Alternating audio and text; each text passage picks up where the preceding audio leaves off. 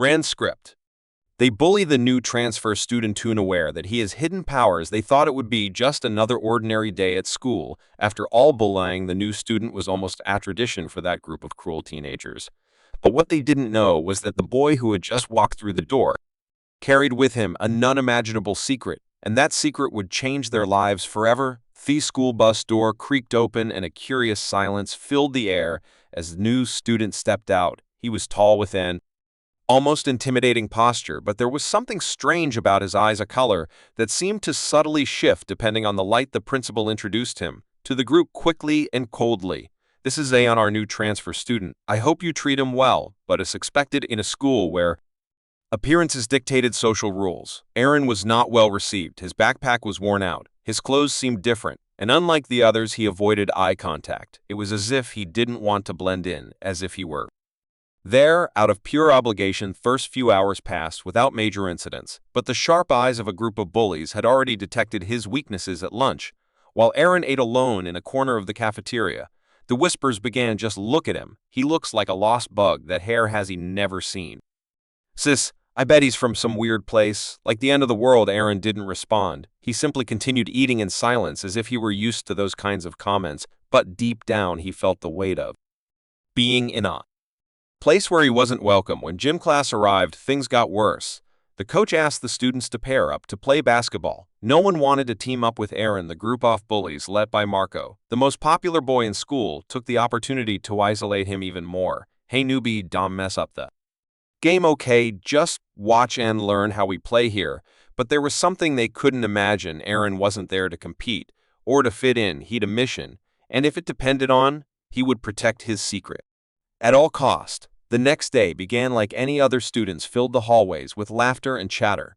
But for Aeon, it was just background noise. He walked with his gaze fixed on the floor, carrying his old backpack, when suddenly he felt a strong hand shove his shoulder. "What's up, weirdo?" said Marco, blocking his way along with his group of friends. Aaron slowly raised his eyes with a calmness that seemed to irritate the group even more.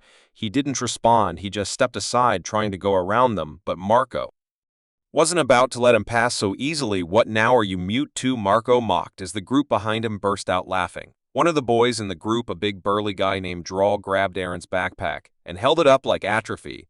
"Oh, look at this. What's in here, weirdo? Your space lunch." Aaron tried to get his backpack back, but Raoul tossed it to Marco, who caught it easily. The cruel game began. They passed the backpack back and forth while Aaron watched in silence. "Tell us, what planet are you from? Because you definitely don't belong here." Suddenly, something strange happened. When Marco threw the backpack again, Aaron stepped forward with impressive speed and caught it midair. His eyes glowed just for a second, with an intensity no one could explain. Of his voice was low but so firm that even Marco was speechless. For a moment, the group exchanged uneasy glances, but the tension broke when Marco burst out laughing. "What are you going to do if we don't stop, weirdo? Use your superpowers." Aeon didn't reply.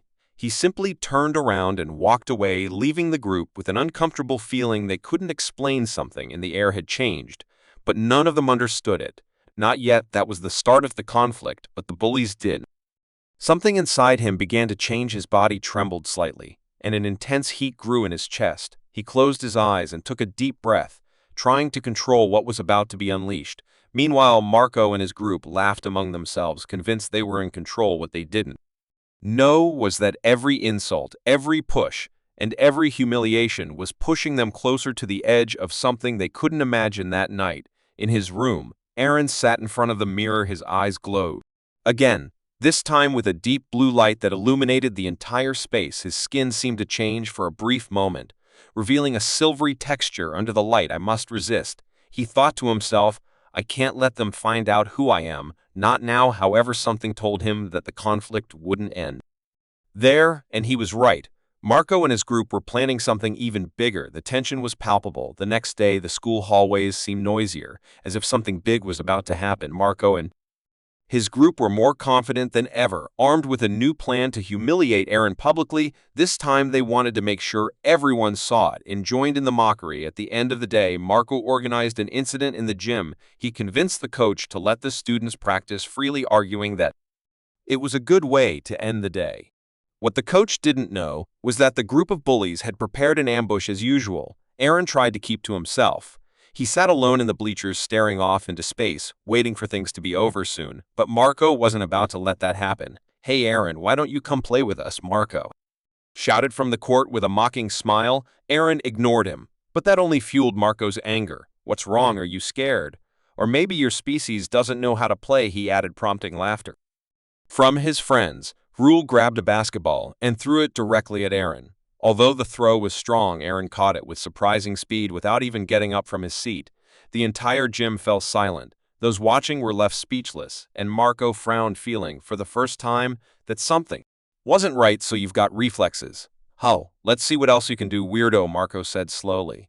Approaching the group surrounded Aaron, blocking any way out. Marco, emboldened by his friend presence, grabbed another ball and threw it with all his strength directly at Aaron's face. But before the ball could reach him, something incredible happened. Aaron instinctively raised his hand, and the ball stopped in midair. Not only that, it floated as if an invisible force had caught it. A murmur of amazement filled the gym. Marco stepped back, unable to comprehend what he was seeing. What is that?" he stammered. Aaron slowly lowered his hand, and the ball fell to the floor with a loud thud.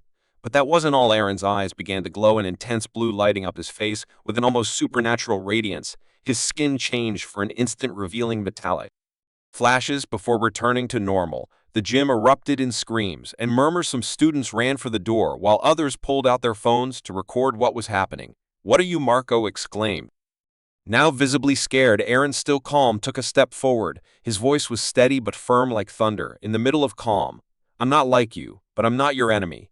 I just want to live in peace." Panic grew as Rule, in a desperate act, tried to punch Aaron, but before his fist could touch him, an invisible wave of energy pushed Raul backward, sending him crashing into one of the gym mats. Aaron looked at the group of bullies, now paralyzed with fear. "I warned you to stop now. You know the truth." With those words, he turned and left the gym, but the seed of fear and uncertainty had already been planted. And his friends, who once felt invincible, now didn't know what to do. As Aeon walked down the empty hallway, he felt a mix of relief and fear. His secret was out. There was no turning back. The school was in chaos. Rumors about what happened in the gym spread like wildfire. Videos, recorded by students, began circulating on social media, and conspiracy theories grew. Some thought Aaron was part of a secret experiment. Others believed he was a dangerous alien. But they all had one thing in common: fear. Aaron walked through the hallways, feeling the stares around him. Some students quickly moved out of his way. Others whispered softly, but no one dared to approach him. However, Marco and his group couldn't accept defeat. Marco's wounded pride was too great to let it go. That afternoon, as the sun began to set, Marco and his friends intercepted Aaron in the back parking lot of the school. Roll held a baseball bat, and the other boys carried sticks and rocks. There was